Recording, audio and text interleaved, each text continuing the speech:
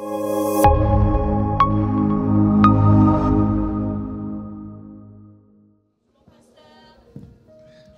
allez bien? Ça va? Je vais très très bien.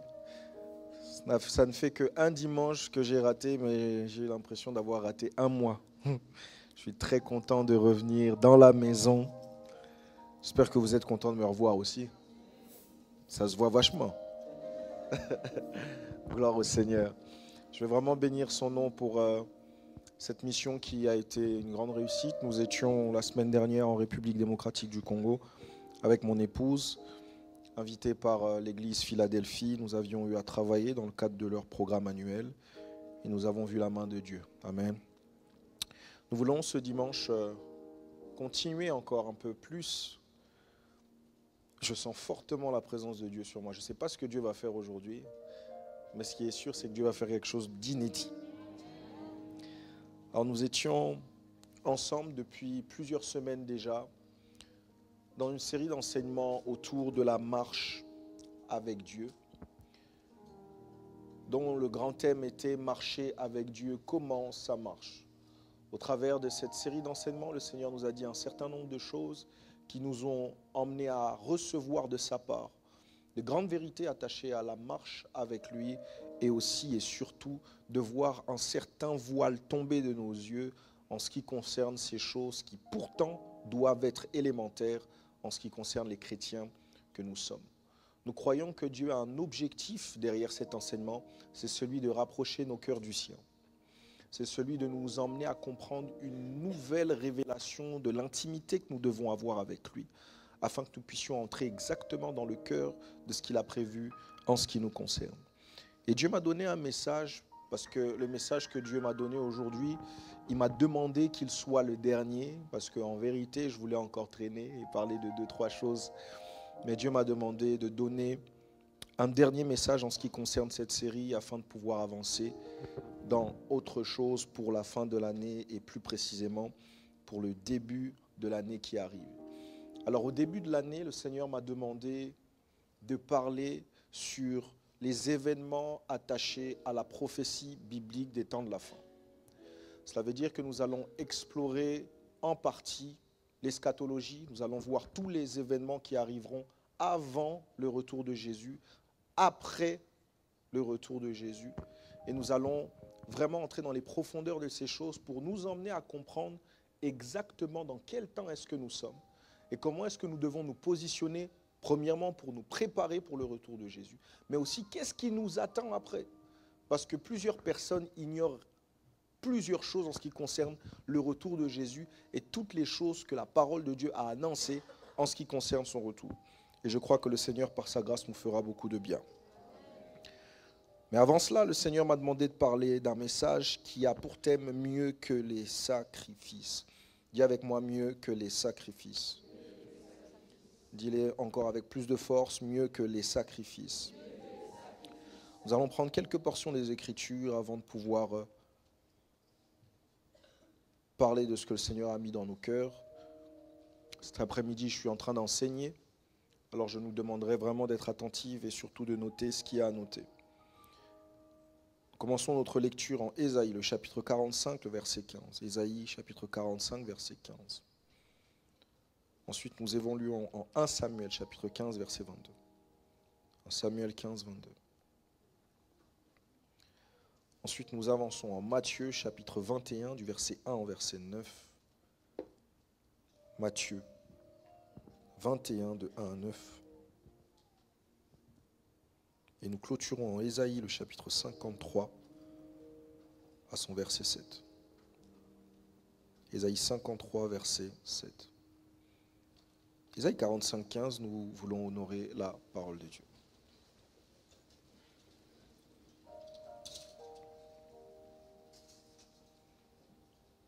Ésaïe 45, 15, je lis au nom de Jésus. Je lis au nom de Jésus. Mais tu es un Dieu qui te cache, Dieu d'Israël, Sauveur. Amen. 1 Samuel 15, 22. 1 Samuel 15, 22.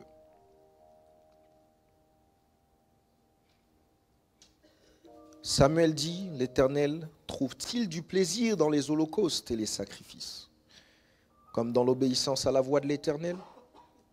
Voici, l'obéissance vaut mieux que les sacrifices, et l'observation de sa parole vaut mieux que la graisse des béliers. Amen. Matthieu 21, de 1 à 9. Matthieu 21, de 1 à 9.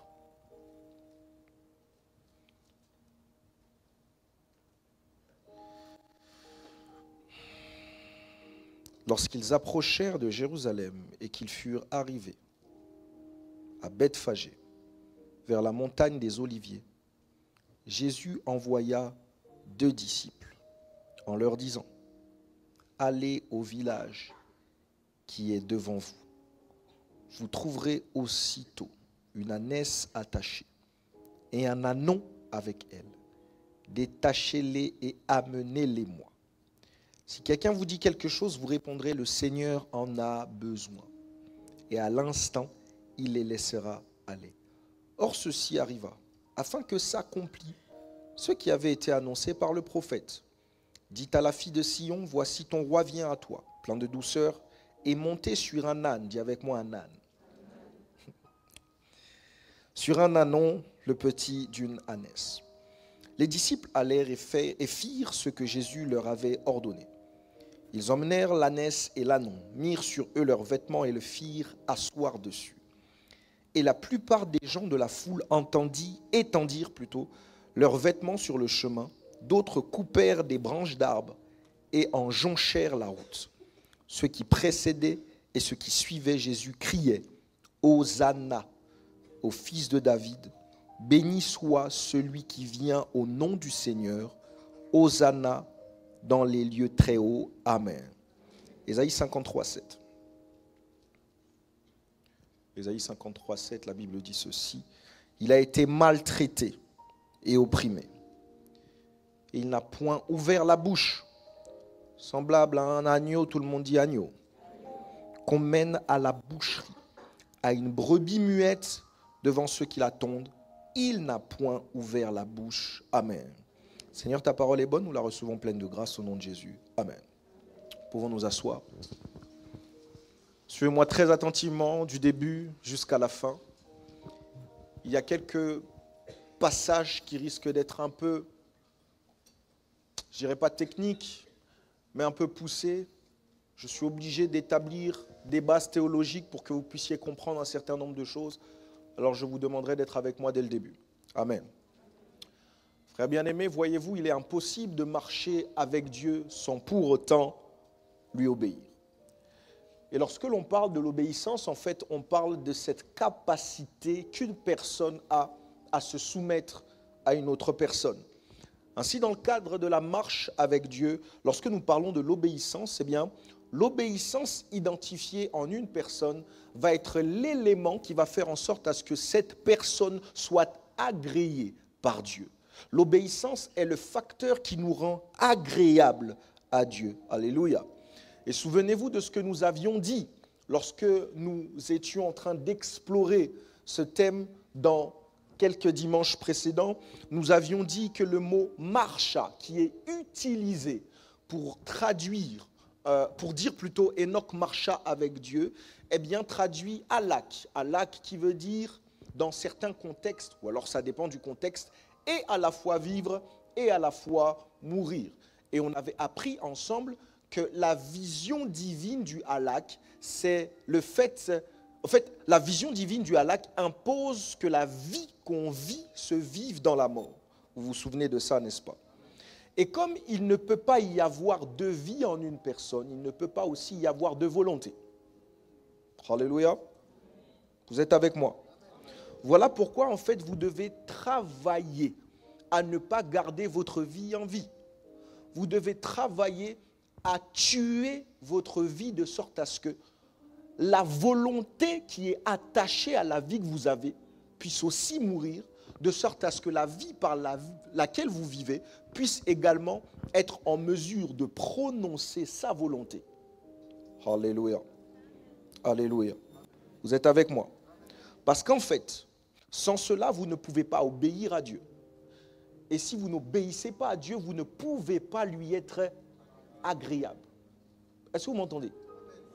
Tous les sacrifices que vous pourrez être en mesure de faire pour Dieu ne sauront pas, ou du moins plus exactement, ne sauraient pas vous rendre agréable à Dieu. Parce que Dieu a dit que l'obéissance vaut mieux que les sacrifices. C'est facile ou c'est difficile que d'obéir à quelqu'un qui veut que nous puissions faire quelque chose pour elle pendant que notre volonté est différente de celle de la personne qui nous demande de faire ces choses. Facile ou difficile? Difficile. Difficile ou facile? Difficile, n'est-ce pas? Donc, l'obéissance est un sacrifice. Quand la Bible dit que l'obéissance vaut mieux que les sacrifices, Dieu n'est pas en train de banaliser les sacrifices. Il est en train de les hiérarchiser. Suis-moi très bien, je suis en train d'avancer. Les sacrifices, c'est bon. Mais à notre niveau, nous ne pouvons pas chercher le bon des sacrifices, mais le mieux du sacrifice. Dans toute la classification des sacrifices, il y a le mieux que l'on appelle l'obéissance. Donc tout ce que nous pouvons faire pour Dieu, tout ce que nous sommes en mesure de faire dans le cadre de notre marche avec Dieu, ne saura pas nous rendre plus agréables à ses yeux que l'obéissance. Alléluia. Alléluia. Et vous devez savoir une chose, frère bien-aimé. Le plus grand des sacrifices qu'un homme puisse faire pour Dieu,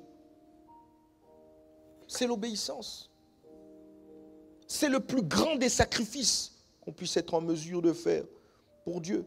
Parce que je l'ai dit tout à l'heure, l'obéissance, ou du moins la volonté, est attachée à la vie. Donc si il y a mort de volonté, il y a mort de vie. Et c'est là où on est exactement dans le halak. Alléluia. Est-ce que je peux commencer à vous choquer? Je peux commencer? Si tu ne m'encourages pas, je ne fais pas. Est-ce que je peux commencer à vous dire un truc? Est-ce que vous savez, frère bien-aimé, que Dieu n'a pas laissé Abraham aller jusqu'au sacrifice de son fils? Vous connaissez la raison pour laquelle il n'a pas permis? Pourquoi est-ce qu'il n'a pas laissé Abraham aller jusqu'au sacrifice d'Isaac? Parce que la volonté de Dieu derrière cette instruction n'était pas la mort du fils, mais la mort de la volonté du Père. Alors, Abraham a été agréé non pas au moment où il pose Isaac sur l'autel, mais au moment où il obéit à l'instruction de Dieu. Parce que lorsqu'il obéissait, Abraham donnait plus qu'Isaac, Abraham donnait Abraham. Est-ce que vous êtes avec moi? Souvenez-vous, la volonté est attachée à la vie. Si vous tuez la volonté, vous tuez la vie. Et c'est la raison pour laquelle, et j'en ai parlé plusieurs fois ici, lorsqu'il y a eu remplacement sur l'autel, Dieu n'a pas donné un agneau, Dieu a donné un bélier. Pour autant, c'était un agneau qui devait être sacrifié. Le bélier est le père de l'agneau. Donc Dieu n'a pas remplacé l'agneau, il n'a pas remplacé Isaac, il a remplacé Abraham. Pourquoi? Parce que sur cette montagne, c'était Abraham qui s'était donné. Pas sur la montagne, avant la montagne, au moment où il était en train d'obéir à l'instruction de Dieu.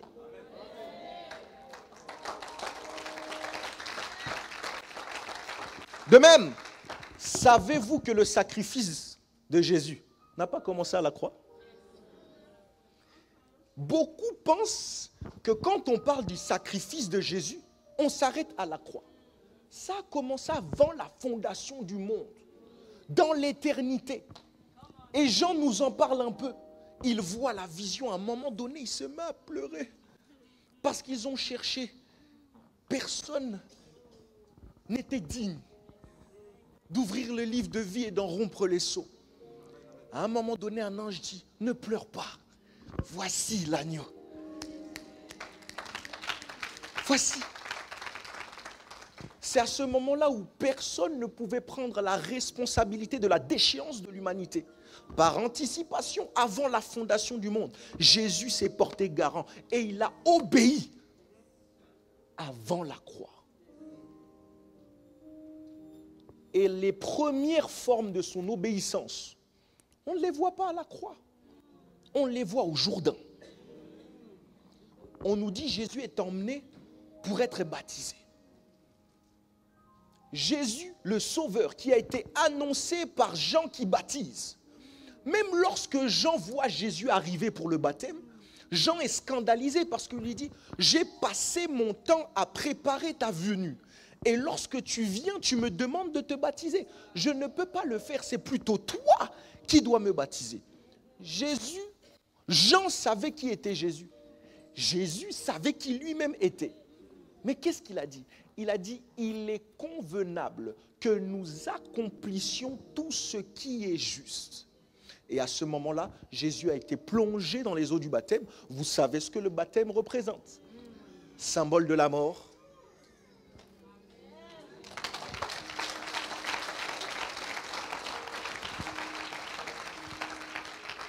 Le sacrifice, ce n'est pas d'abord la croix.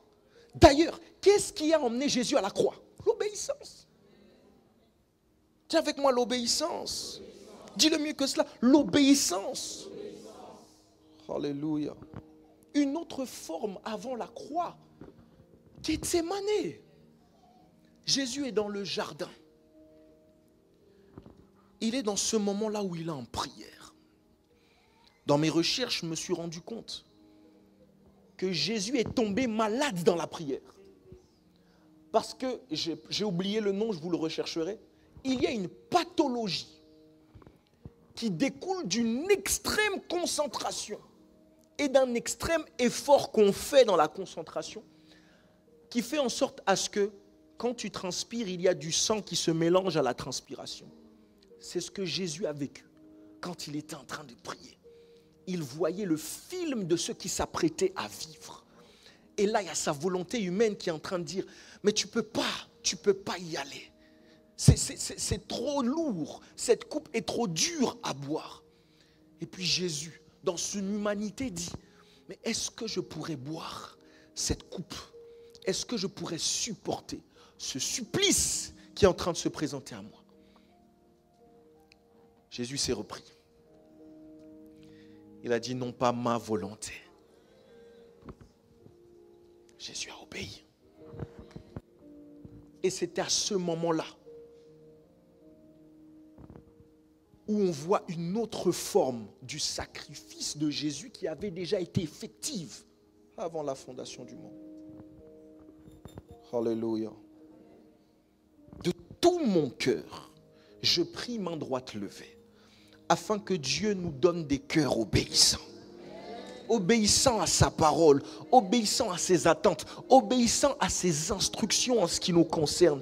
Que Dieu nous donne de vivre le véritable halak, celui qui, lorsqu'il enterre la vie, il enterre également la volonté de la vie, de sorte à ce que le Dieu qui vit au travers de nous puisse établir sa volonté en nous et par nous, au nom de Jésus.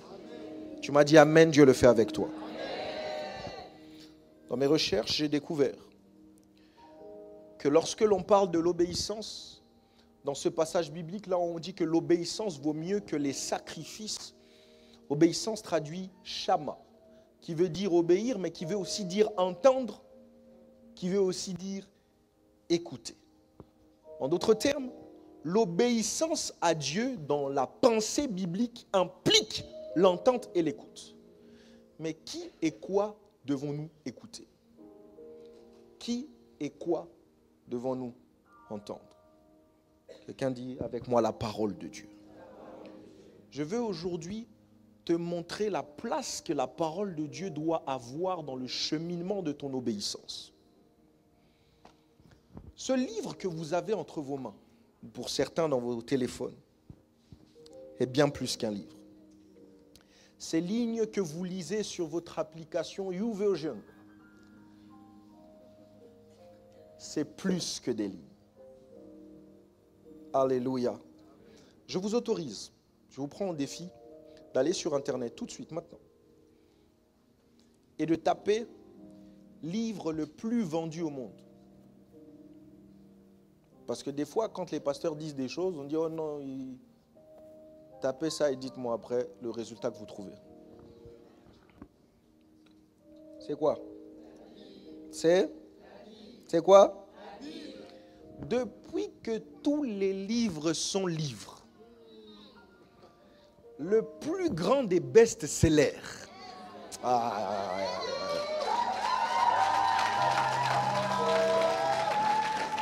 Le plus grand des best-sellers, c'est la Bible.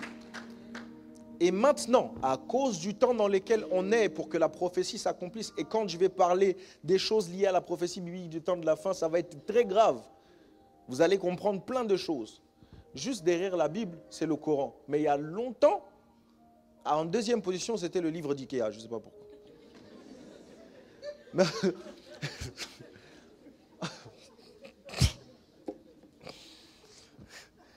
Mais les gens aiment bien la déco.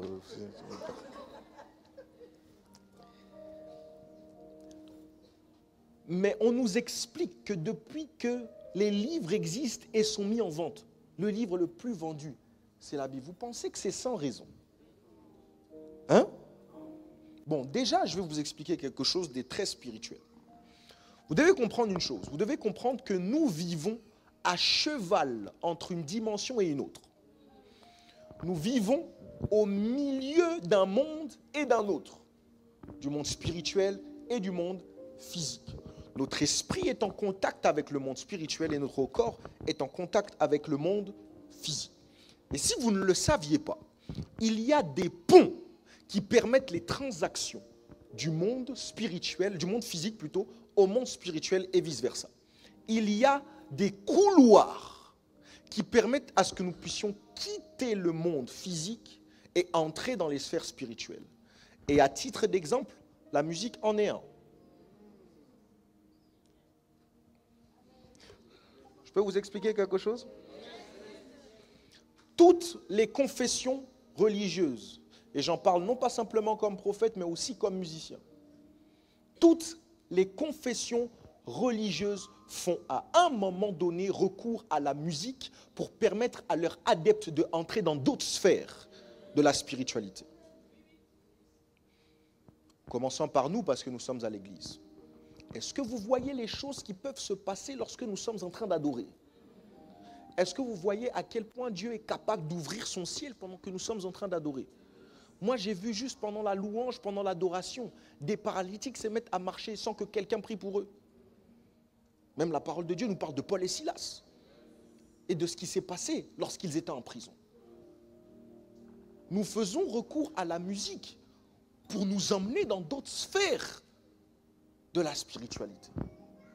Mais encore si c'était que nous. Vous voyez les chamans qui sont dans les coins reculés et qui, pour permettre à leurs adeptes d'entrer en transe, de vivre des visitations de leurs esprits qu'ils invoquent, ils font des chants. Ça fait rire pour les enfants, etc. Mais c'est à ce moment-là où ils entrent dans leur démonisation pro max, où les esprits qu'ils invoquent prennent la place et répondent présent. Pareil pour ceux et celles qui sont dans les spiritualités africaines, le vaudou et tout consort.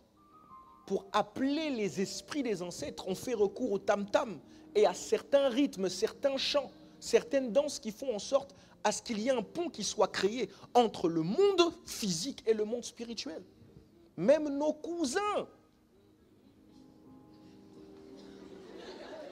la descendance d'Ismaël, leur appel à la prière se fait en chanson. Je suis en train d'écrire un livre, les gars. Je suis en train d'écrire un livre sur ça. Vous devez comprendre, c'est pour ça que vous ne prenez pas la musique comme quelque chose qu'on doit prendre comme ça. C'est un vrai pont entre le physique et le spirituel. Et vous n'avez pas idée de ce qui se passe lorsque vous écoutez de la musique. Mais il n'y a pas que la musique. C'était qu'un exemple, vous en faites pas, je ne m'attarde pas dessus. Il y a des personnes qui commencent déjà à me regarder comme ça. Même si tu me regardes comme ça, que j'impose les mains à ta playlist. Donne-moi un amen puissant. Donne-moi un amen de celui qui a une playlist sanctifiée. Donne-moi un amen prolongé. Un amen sec.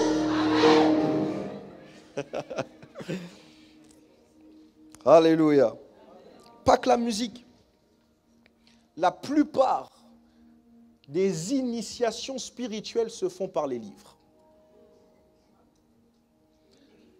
Si bien que si vous regardez Harry Potter et tous les livres concernant la magie, lorsque les adeptes de ces sciences-là veulent entrer dans les sphères spirituelles, ils font recours à des formules qui se trouvent dans des livres sacrés. Même tous ceux et celles qui sont dans la franc-maçonnerie, ceux et celles qui étaient dans la franc-maçonnerie, qui en sont sortis, racontent tous qu'à un moment donné, ils se sont trouvés en face d'un livre qu'ils ont dû lire jusqu'à la fin. Et lorsqu'ils ont lu à la fin, ils se sont rendus compte qu'ils étaient initiés, sans pour autant avoir signé quoi que ce soit. Viens avec moi les livres. De même, chaque mouvement religieux a un livre qui lui est propre. Un livre sacré qui permet à ses adeptes d'entrer en contact avec d'autres sphères du monde spirituel. Mais nous, notre particularité à nous, c'est que notre livre ne contient pas simplement des lignes, il contient aussi une personne.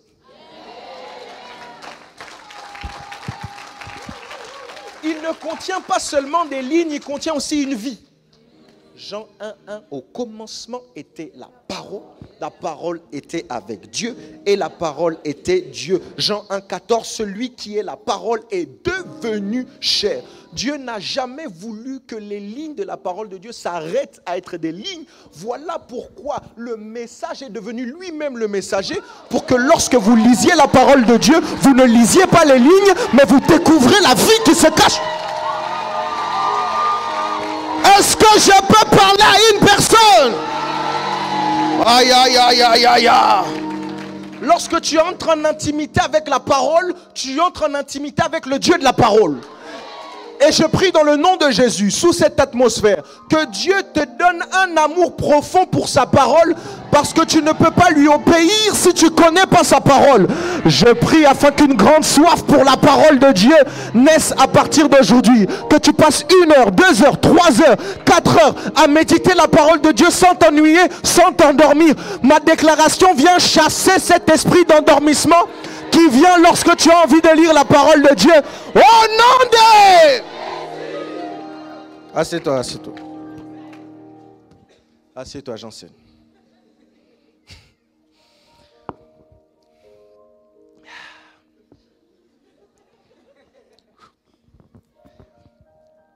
Il y a un signe qui nous permet de nous reconnaître entre nous chrétiens lorsque nous conduisons. C'est quel signe? Le signe du poisson. Au fait, ce signe, c'est le ictus en grec, pour ceux qui connaissent un peu. Et dans les temps de l'Église primitive, ce signe représentait Christ. Ça représentait en fait, c'était un acronyme qui disait Jésus-Christ, le Fils de Dieu, le Sauveur des hommes. Et les premiers chrétiens utilisaient ce signe pour pouvoir échapper à la vigilance des autorités romaines, pour se reconnaître entre eux en temps de persécution. Donc ce signe-là, à ce signe-là, vous pouviez reconnaître que celui-là, il est chrétien.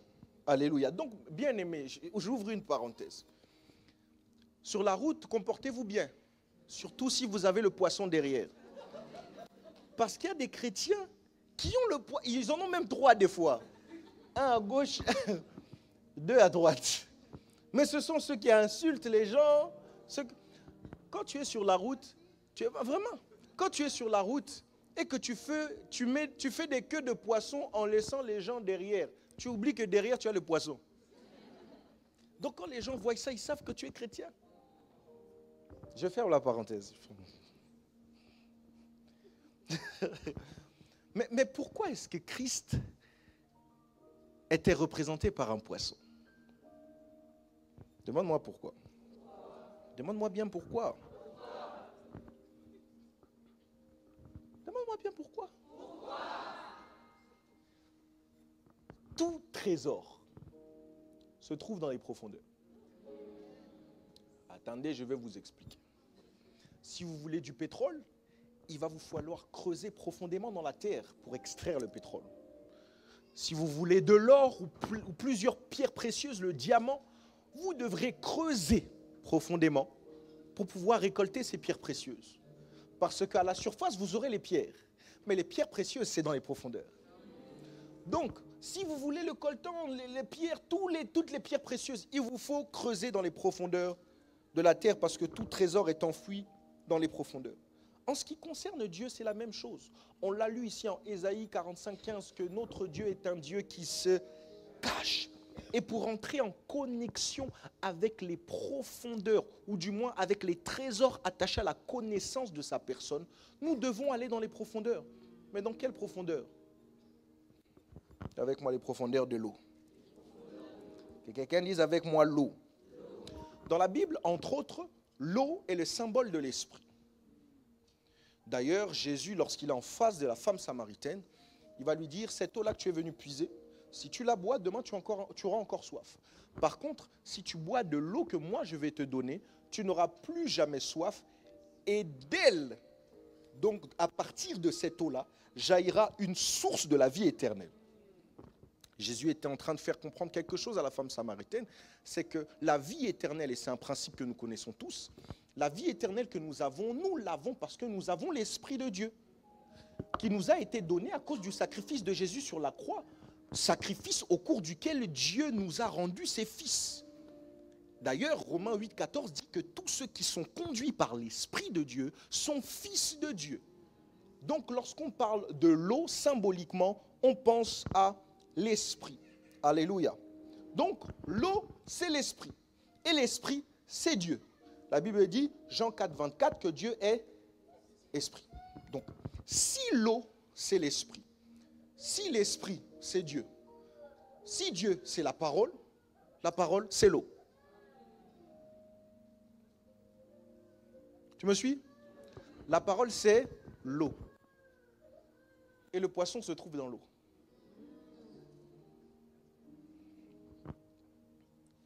Je comprends mieux pourquoi Dieu va donner cette instruction à Pierre lorsqu'il s'apprête à l'appeler dans l'épisode de la pêche miraculeuse.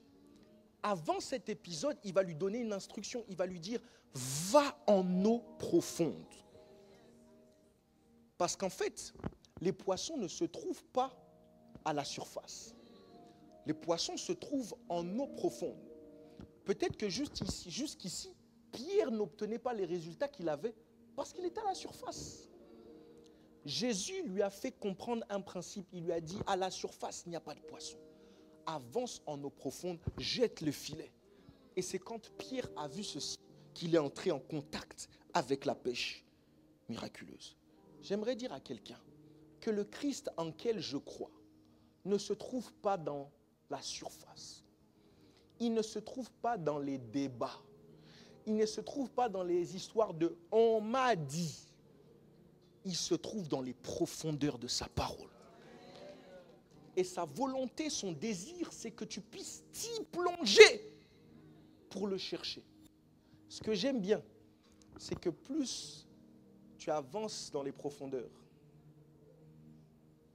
plus tu dures dans l'eau, et plus tu es soumis à la noyade.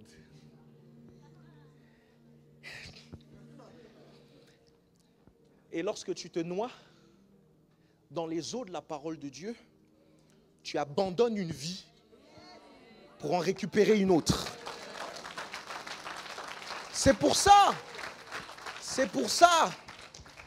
que tous ceux et celles qui ont un rapport étroit avec les Écritures ne peuvent pas faire autre chose que ressembler à Christ. Parce que Christ, c'est sa parole. Alléluia. Christ ne se trouve pas dans une religion. Christ se trouve dans les profondeurs de sa parole. Dis avec moi les profondeurs de sa parole. Dis-le bien, les profondeurs de sa parole. Regardez ceci. Je vous ai dit que dans la vision de Dieu, c'est que les lignes soient attachées à la vie. Et c'est ce qui fait la distinction de la parole que nous avons. Nous n'avons pas un livre. Nous avons une parole vivante. Et c'est ça la différence. Alléluia. Parce que Dieu ne nous a pas simplement donné des paroles, il nous a donné aussi sa vie. Alléluia. Et vous allez comprendre au travers de la vie d'Abraham le principe que je suis en train d'établir ici. Dieu va vouloir s'adresser à Abraham, le père de la foi. En Romains 4, du verset 18 à 21, Romains 4, 18 à 21, écrivez, vous allez méditer à la maison. Écoutez ce que la Bible dit, en parlant d'Abraham. Espérons contre toute espérance, il crut en sorte qu'il devint père d'un grand nombre de nations. Selon ce qui lui avait été dit, telle sera ta postérité. Et sans faiblir dans la foi, il ne considéra point que son corps était déjà usé, parce qu'il avait près de 100 ans et que Sarah n'était plus en état d'avoir des enfants. Il ne douta point par l'incrédulité au sujet de la promesse de Dieu, mais il fut fortifié par la foi, donnant gloire à Dieu et ayant la pleine conviction que ce qu'il promet, il peut aussi l'accomplir. Mais de base, si vous êtes de bons étudiants des Écritures, vous saurez qu'avant, Abraham adorait la lune. Abraham était fils d'un païen. Abraham ne connaissait pas Dieu. Et Abraham n'a pas toujours eu cette foi-là dont on parle en Romains. C'est la raison pour laquelle quand Dieu va lui adresser ses premières paroles, Abraham va douter. On est ensemble en Genèse 15, 1 à 2. Genèse 15, 1 à 2. Après ces événements, la parole de l'Éternel fut adressée à Abraham dans une vision. Et il dit, Abraham, ne crains point, je suis ton bouclier et ta récompense sera très grande. Abraham répondit, Seigneur l'Éternel, que me donneras-tu? Je m'en vais sans enfant. Et l'héritier de ma maison, c'est Eliezer de Damas. Donc il ne pouvait même pas croire qu'il allait avoir le Isaac qu'il attendait. Il n'avait pas de foi. Abraham a douté concernant la promesse. Regardez maintenant. Dans Genèse 15, Abraham doute. Dans Romains, on nous parle d'un Abraham qui a cru, qui avait la foi. Mais d'où cette foi lui est venue? Pose-moi la question, d'où cette foi lui est venue? Il s'est passé un épisode dans Genèse 15, du 9 à 10. Et après ça, je vais entrer un peu dans la théologie des alliances, pour que vous puissiez comprendre qu'est-ce qui s'est passé et c'est quoi qui a donné à Abraham la foi. Et vous allez comprendre que lorsqu'on dit que la foi vient de ce qu'on entend, notre compréhension est incomplète. Genèse 15, 9 à 10. Et l'Éternel lui dit, prends une génisse de 3 ans, une chèvre de 3 ans, un bélier de 3 ans, une tourterelle et une jeune colombe. Abraham prit tous ces animaux, les coupa par le milieu et mit chaque morceau l'un vis-à-vis de l'autre, mais il ne partagea point les oiseaux. Ça, c'est le verset 10. Est-ce que quelqu'un peut aller au verset 18 pour me dire qu'est-ce qui s'est passé au verset 18? Au verset 18 de Genèse 15.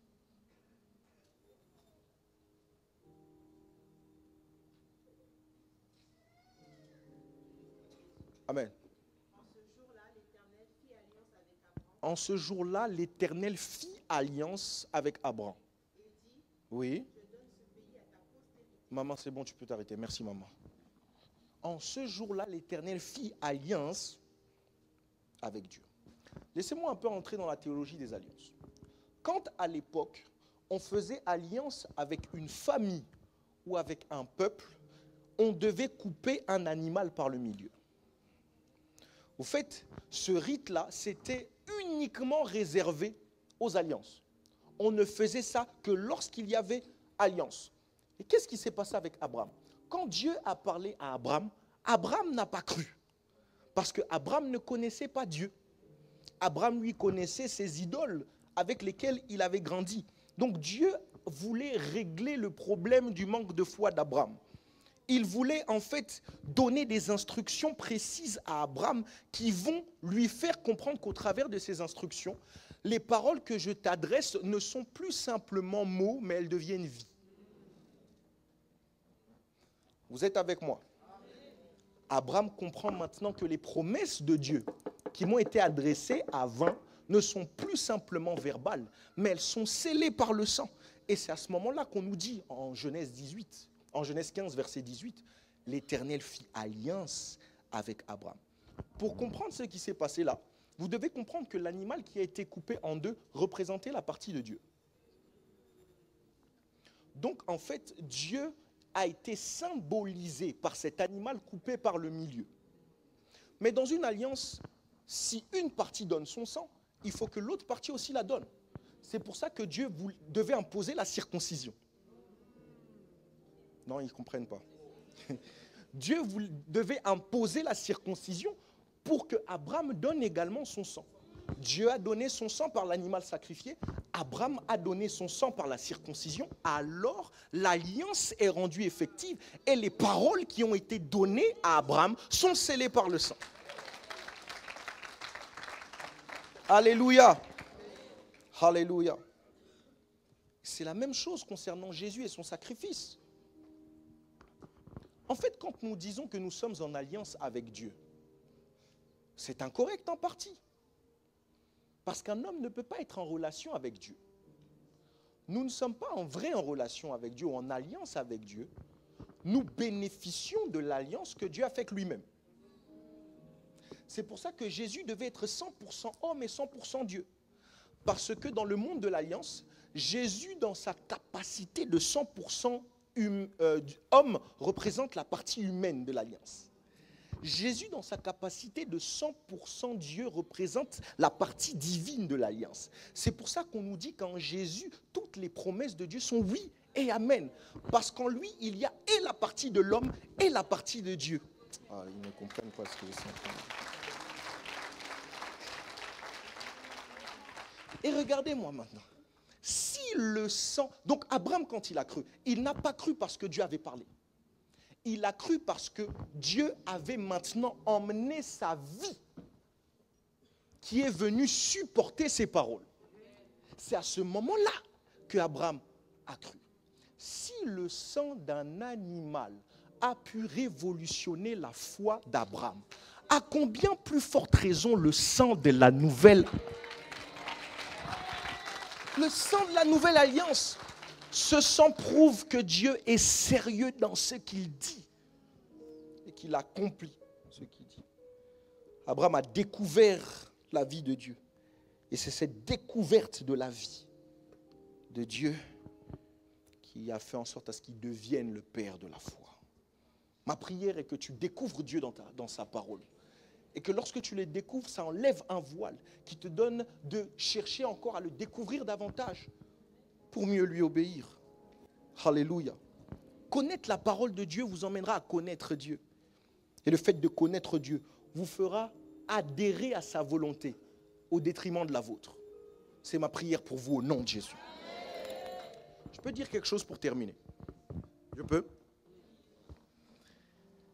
Jésus est présenté comme l'agneau de Dieu.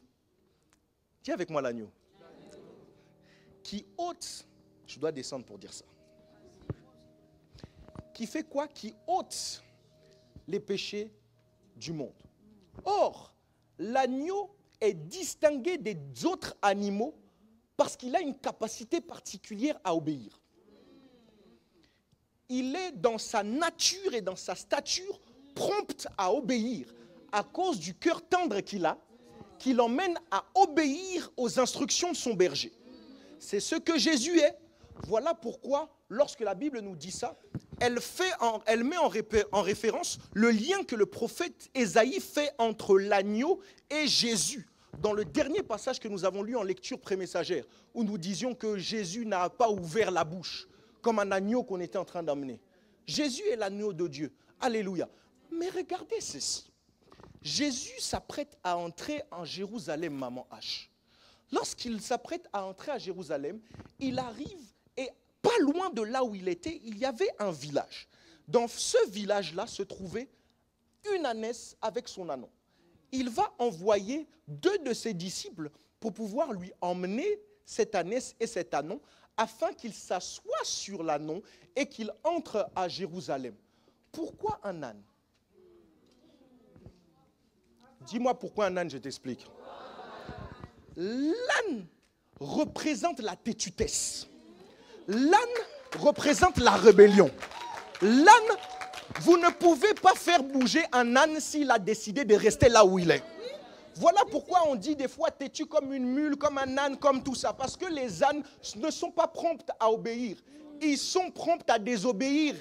Voilà pourquoi, pour entrer à Jérusalem et pour monter... Ah, je suis en train de dire quelque chose. Voilà pourquoi, pour accomplir pleinement la volonté de Dieu attachée à sa venue sur la terre, l'agneau devait s'asseoir sur l'âne. L'obéissance devait s'asseoir sur la rébellion. L'obéissance devait s'asseoir sur la rébellion pour que le Père agrée l'œuvre du Fils attaché à sa venue sur la terre. Je suis en train de déclarer sur la vie d'une personne qu'à partir d'aujourd'hui et dans la suite, l'agneau s'asseyera sur l'âne. Dans ta vie, l'obéissance primera sur la rébellion. Que Dieu te donne d'être prompt à obéir à sa parole, prompt à obéir à ses recommandations, prompt à obéir à sa volonté, prompt à obéir à ses désirs, prompt à faire ce qui fait battre son cœur, prompt à vivre une vie qui lui est agréable. Ça tombe sur les 100 premières personnes qui me donnent. Pendant que tu as les yeux fermés, les mains levées, commence à dire merci à Dieu et surtout à lui demander un cœur obéissant. Dis Seigneur, je veux t'obéir. Je veux t'obéir, je veux faire ta volonté. Je veux faire, Seigneur, ce qui fait battre ton cœur. Dans le cadre de notre alliance, je ne veux pas que ce que je veux, ce que je désire prime sur ce que toi tu veux. Car je ne peux pas marcher à ta suite en faisant ma propre volonté. Je ne peux pas marcher avec toi, poussé par mes propres désirs. Tu es l'agneau de Dieu du monde. L'agneau de Dieu qui ôte les péchés du monde. Tu as obéi sans ouvrir la bouche, afin de satisfaire toutes les exigences du Père. Si je veux marcher à ta suite, je dois aussi être prompt à obéir. Je dois, Seigneur, vivre une vie d'obéissance en soumettant la rébellion, en marchant après toi, porté par ta vie et par ta volonté. Je ne t'entends pas prier, parle à Dieu et prie le Seigneur. Dis Seigneur, je veux t'obéir. Parce qu'en fait, tu m'as dit que l'obéissance vaut mieux que les sacrifices. Tu as hiérarchisé les sacrifices. Et tu m'as fait comprendre que dans la plus haute sphère des sacrifices se trouvait l'obéissance. Et que pour que je puisse être agréable à tes yeux, il me faut obéir. Est-ce que tu peux dire au Seigneur, à partir d'aujourd'hui, je prends la décision de t'obéir. Je prends la décision de marcher à ta suite. Je prends la décision de faire ta volonté. Je prends la décision d'abandonner ces choses qui ne te plaisent pas. Je prends la décision de dire non à toutes ces choses qui m'éloignent de toi. Je prends la décision de me séparer de toutes ces choses qui dans ma vie ne t'honorent pas. Je prends la décision de me séparer de toutes ces choses, Seigneur, que tu as en horreur. Toutes ces choses qui t'attristent. Je ne peux pas faire de toi mes délices et en même temps faire, Seigneur, des choses que tu as en horreur. Je te le prie, donne-moi un cœur obéissant. Donne-moi un cœur obéissant. Est-ce que quelqu'un peut demander à Dieu un cœur obéissant?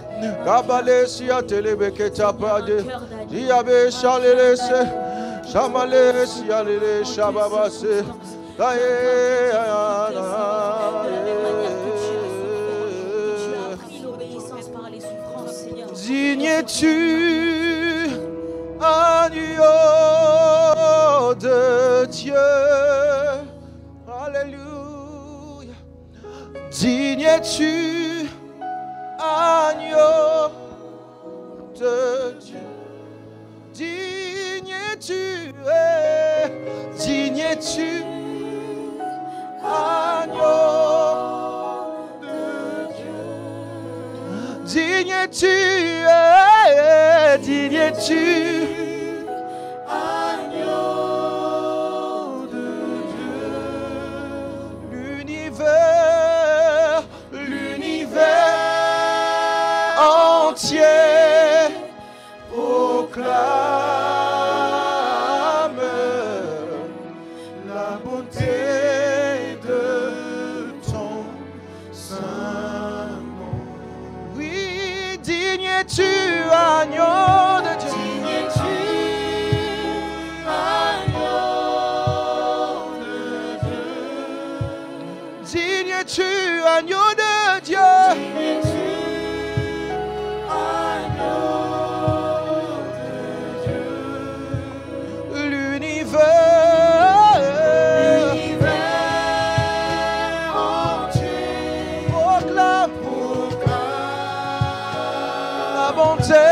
commence à noyer.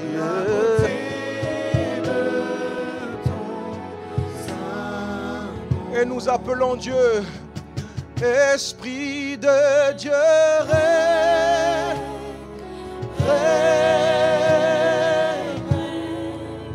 sur nos vies, Esprit,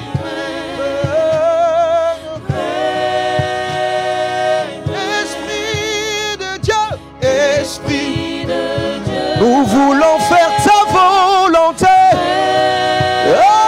sur nos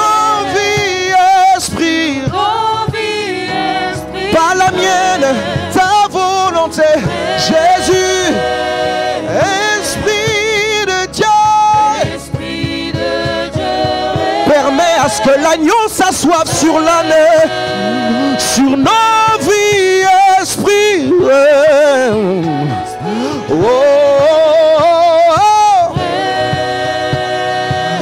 Esprit de Dieu,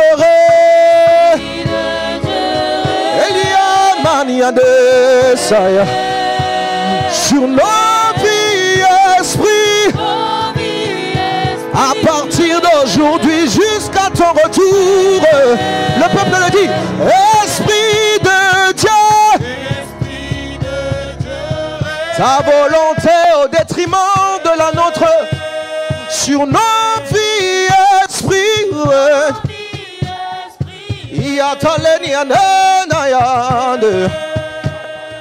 Esprit de Dieu,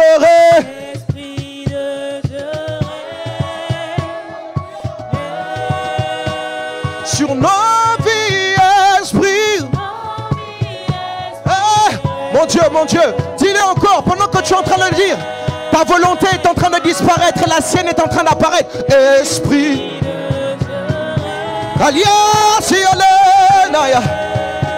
Sur nos vies, Esprit.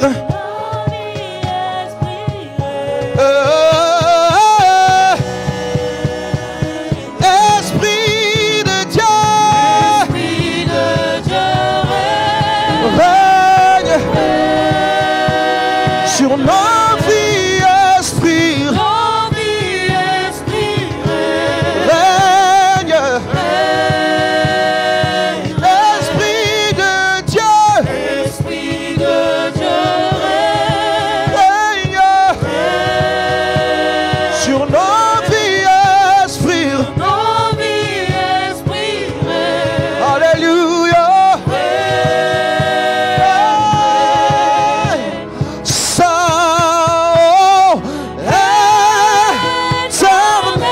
Dieu, Dieu de l'univers, digne.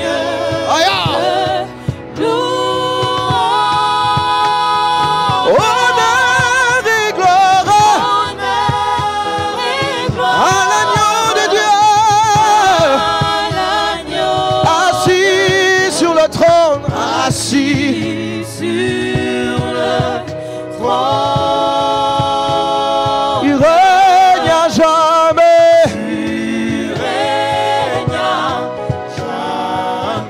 Mon Dieu, tu es assis sur le trône de mon cœur. Tu règnes à jamais, tu règnes à jamais. Alors, Jésus, tu es assis sur le trône.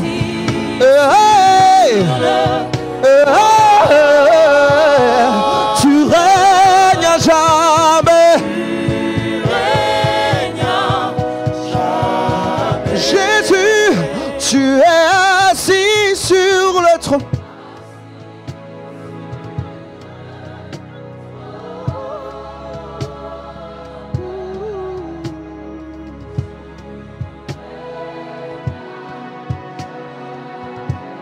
Mon Dieu, tu es assis sur le trône.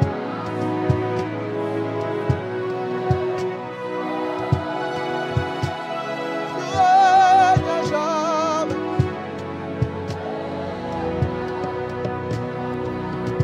Mon Dieu, tu es assis sur le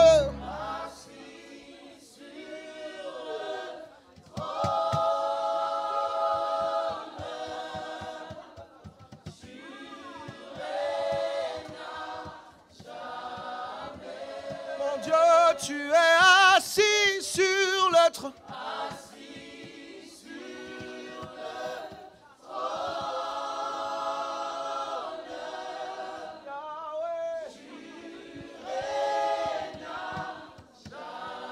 Mon Dieu, tu es assis sur le trône. Assis sur le trône. Il n'y a jamais. Tu règnes jamais. Les yeux sont fermés, les mains sont levées, je vais prier. Seigneur, dans le nom de Jésus, je te prie pour ce précieux peuple pour lequel tu t'es donné sur la croix. C'est difficile que d'obéir, c'est vrai. C'est difficile que d'accomplir ta volonté. Elle est là la raison pour laquelle nous devons disparaître et te laisser vivre. Je te demande de tout cœur, Seigneur, de te révéler à chacun d'entre eux et de leur donner de comprendre ô combien ils ont besoin d'obéir afin d'être agréables. Seigneur, le diable les combat sur le terrain de l'obéissance, car il sait que si ils arrivent à devenir des hommes et des femmes obéissants à ta voix et à ta parole, ils accompliront avec toi des exploits et ils seront pour le diable un cauchemar. Je te demande de tout cœur de leur donner cette force, assez d'amour pour toi pour faire ces sacrifices, car l'amour impose des sacrifices. Et l'amour profond impose que celui qui sacrifie ne sacrifie plus mais se sacrifie. Et je demande à ce que cette dimension soit la leur à partir d'aujourd'hui et dans le nom de Jésus. Si tu es ici et que tu n'as encore jamais reçu Jésus, tu dois comprendre que pour lui obéir, tu dois avoir son esprit en toi. Et sans son esprit en toi, tu ne peux pas faire sa volonté. Et l'Esprit de Dieu, du moins l'envoi de son esprit, fait toujours suite à sa réception. Tu ne peux pas recevoir son esprit si tu ne reçois pas Jésus comme Seigneur et Sauveur. Tu as besoin de vivre cette étape pour entrer dans une nouvelle dimension de ta relation avec lui. Au son de ma voix, je vais te demander si tu as besoin de recevoir Jésus aujourd'hui. Si tu veux que je t'aide à le faire, je veux juste voir ta main droite levée. Lève bien la main droite. Je veux t'aider à recevoir Jésus. N'aie pas honte. Lève bien.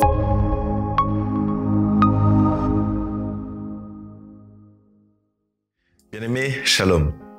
Nous avons récemment présenté la vision de notre assemblée et nous sommes dans la joie de constater l'engouement des saints à son exposition. Nous nous voulons en église locale et non pas en église bocale. En d'autres termes, nous voulons vivre l'église non pas simplement dans le cadre de nos murs, mais aussi et surtout à l'échelle globale de l'église corps du Christ. C'est ainsi que nous voulons organiser des campagnes d'évangélisation, des conférences d'édification, des sessions de formation, des concerts gratuits, non pas simplement en Île-de-France, ni même en France, mais aussi dans le monde entier.